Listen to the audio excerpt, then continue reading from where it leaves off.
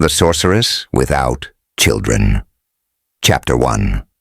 The Empty House. At the farthest edge of a village, beyond the date palms and the shallow stream, stood a house with broken plaster and a roof that sagged in the summer heat. In that house lived Zahira, the woman with no husband, no children, and no companions, but the whispers of the night. The people feared her, but they also needed her. When cattle fell ill, when crops withered, when hearts ached with jealousy, they came. Zahira never asked questions. She only asked for payment, coins, goats, jewelry, or even sacks of grain.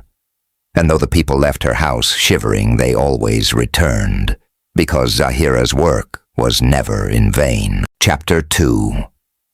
The First Coin of Death. One moonless night, Samira, a young woman with fire in her eyes, crept to Zahira's door.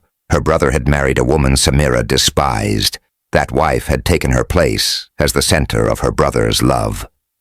"Take her life," Samira demanded, placing silver on the table. Zahira lit a black candle. Its smoke curled like fingers.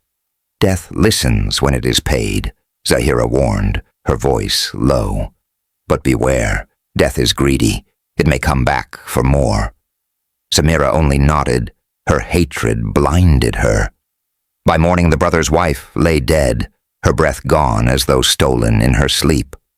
Samira smiled, but deep in her chest a fear grew, for she remembered Zahira's warning. Chapter 3.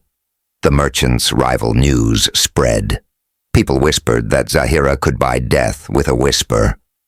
A merchant came next, his robes rich, his tongue sweet with false sorrow. His rival had undercut his trade, stolen his customers, and humiliated him in the market. He poured gold dinars before Zahira and said, "Ruin him, let his fortune collapse." Zahira mixed herbs, burned papers with the man's name, and chanted until her walls shook. Within weeks, the rival's ships sank at sea. His family was forced to beg for bread. The merchant prospered, but he never slept peacefully again. Every creak of his floorboards made him tremble, fearing his turn would come. Chapter 4. The Widow's Justice. A poor widow came carrying only a loaf of bread as payment. Tears streaked her face. "My son was murdered by the landlord's men. I have no power, no wealth, no strength. Give me justice, Zahira." Zahira accepted the bread. That night she carved symbols into the earth and whispered to the spirits of vengeance. Within days, the landlord's body was found twisted and broken at the foot of his own stairs. People said he had fallen, but the widow knew better.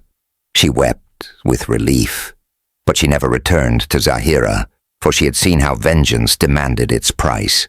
Chapter 5. The Soldier's Escape. Then came a soldier, scarred and weary. He no longer wished to serve in the endless wars of the king. He begged Zahira for release. "I do not want death," he said. "I want freedom." Zahira took his sword as payment, laid it across her knees, and chanted over it.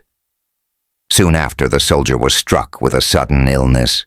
He was discharged, left free to wander, but he could never walk without pain again.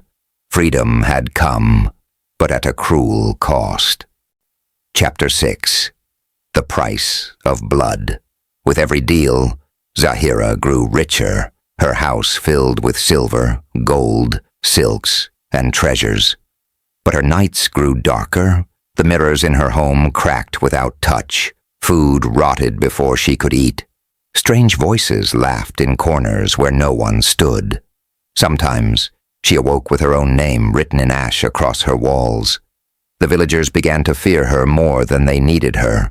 They whispered that Zahira was no longer a woman, but a servant of death itself. Chapter 7. The Final Bargain. One winter evening, Samira, the woman who had first sought Zahira's help, returned. But she did not come with silver. She came with trembling hands. "Zahira," she whispered. "Death has taken my brother now. It hunts me too. Save me." Zahira looked at her with weary eyes. "I told you once, death never leaves empty-handed. You called it. Now it will not stop until it has feasted on all it desires." Samira begged, but Zahira turned away.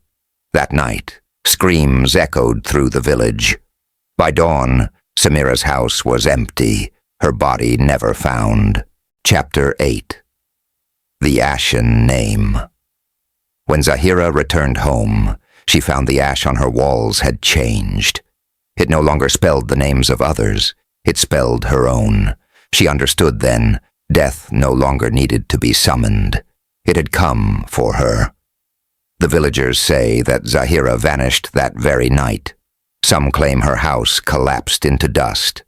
Others whisper her shadow still walks, carrying a bag of silver that will never be spent. And so the elders warn, never buy death with coins, for the grave does not bargain, it only waits. Every tale holds a secret, and this was only one of them. If you want to hear more stories that send chills down your spine, darker folk tales hidden from the world, then tell me in the comments what kind of mystery you want next. Was it a sorceress you feared, a cursed village, or a forgotten ritual? Your words will guide the next story. And remember, the more you watch, the deeper the tales will grow. So like this video, share it with those who dare, and subscribe, because the next chapter might be even darker than you can imagine.